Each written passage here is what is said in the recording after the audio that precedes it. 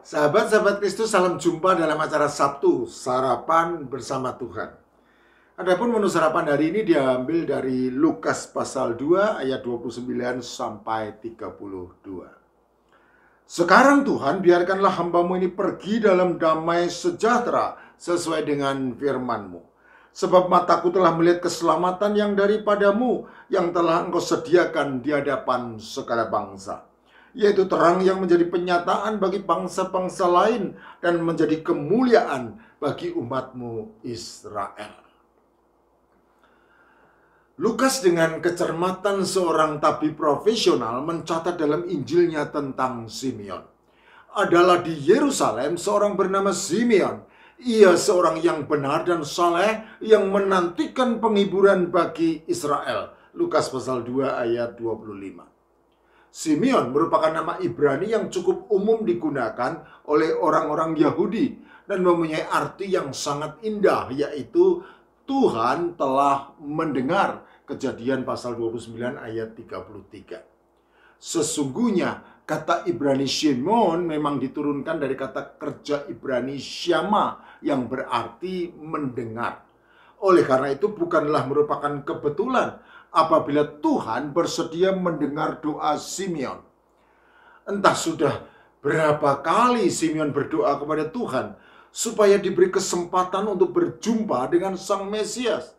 Dan juga entah sudah berapa tahun doa yang sama tersebut terus-menerus dimohonkannya kepada Tuhan. Suatu doa khusus yang pasti juga menjadi doa syafaat umum bagi seluruh bangsa Israel pada zaman penjajahan Romawi tersebut. Kenyataannya hanya Simeon yang mendapat janji khusus dan istimewa dari Tuhan. Dan Lukas dengan jelas menyatakan hal itu. Roh Kudus ada di atasnya dan kepadanya telah dinyatakan oleh Roh Kudus bahwa ia tidak akan mati sebelum ia melihat Mesias, yaitu Dia yang diurapi Tuhan. Lukas pasal 2 ayat 26. Nama Simeon berarti Tuhan telah mendengar. Persis sama seperti namanya, maka demikianlah yang terjadi dalam hidupnya. Tuhan benar-benar telah mendengar doa permohonan Simeon dan mengabulkannya tepat pada waktunya yang sangat indah. Suatu hari Roh Kudus menuntun Simeon lalu datang ke bait Allah, dan tepat pada saat itu ia berjumpa dengan bayi Tuhan Yesus Kristus yang dibawa masuk oleh orang tuanya untuk melakukan kepadanya apa yang ditentukan hukum Taurat. Lukas pasal 2 ayat 27. Jadi Simeon pada gilirannya bukan hanya sekadar melihat Mesias seperti doa permohonannya, namun juga berkesempatan untuk menyambut dan menatangnya. Lukas pasal 2 ayat 28. Sahabat-sahabat Kristus, betapa besarnya rasa sukacita yang menyelimuti hati Simeon ketika mengalami peristiwa yang sudah lama dinanti-nantikannya. Pasti dapat kita bayangkan. Dan betapa besarnya kelegaan yang memenuhi hidup Simeon pasti juga dapat kita perkirakan.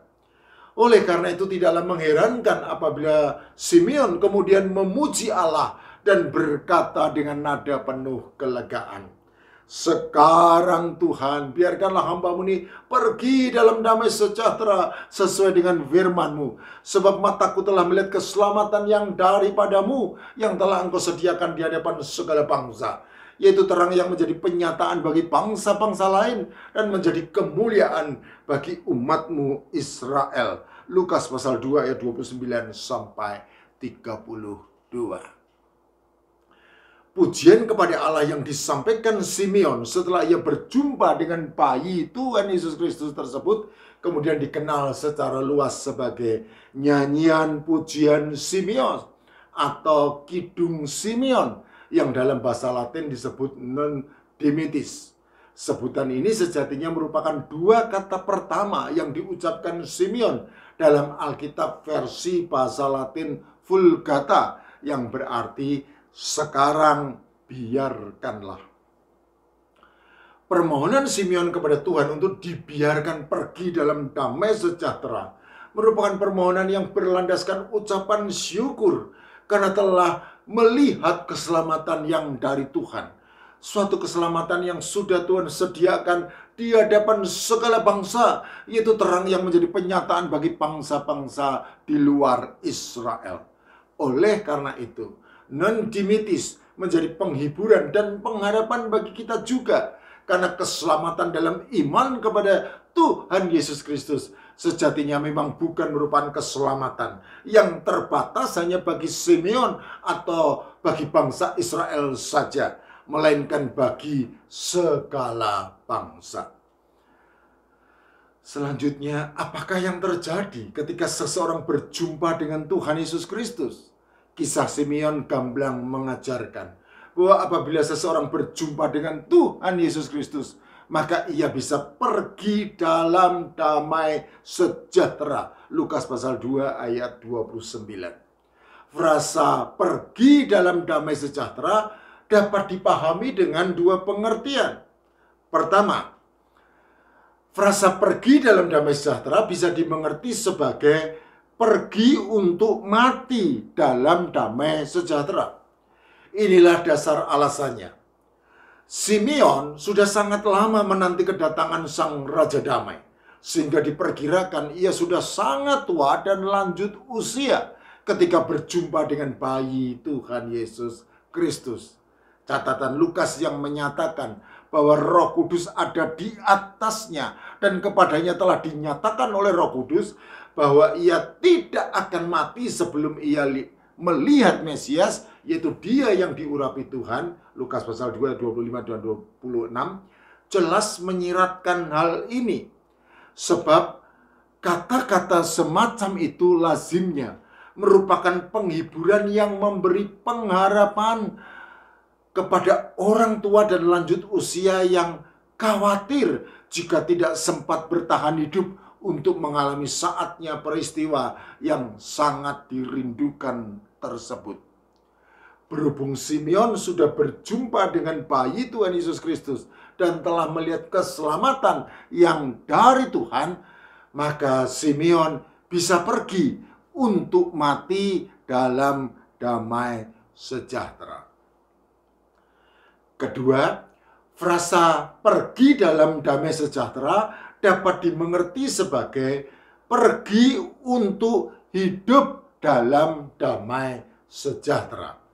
Inilah dasar alasannya.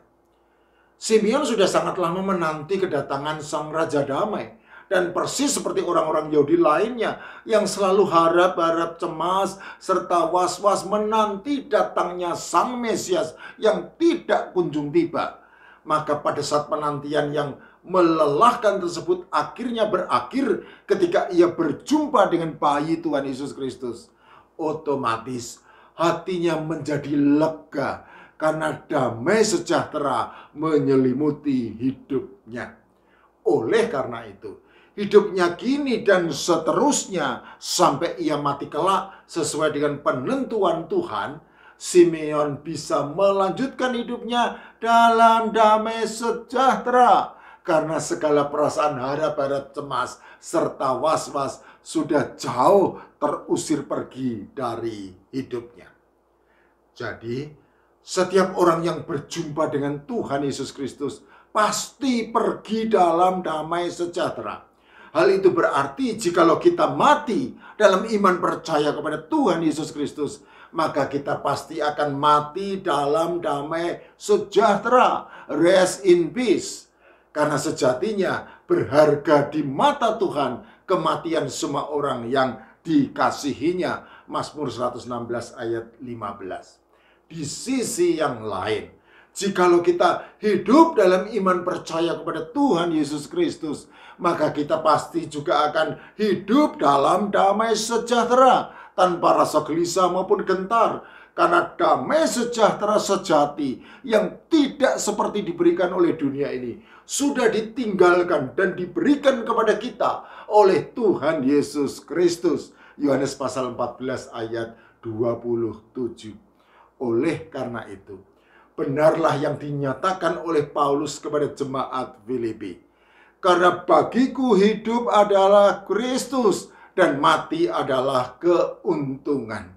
Tetapi jika aku harus hidup di dunia ini, itu berarti bagiku bekerja memberi buah. Filipi pasal 1 ayat 21 dan 22. Biarlah hal ini juga menjadi tekad setiap kita untuk senantiasa hidup memberi buah, menjadi berkat, dan membawa manfaat bagi sesama.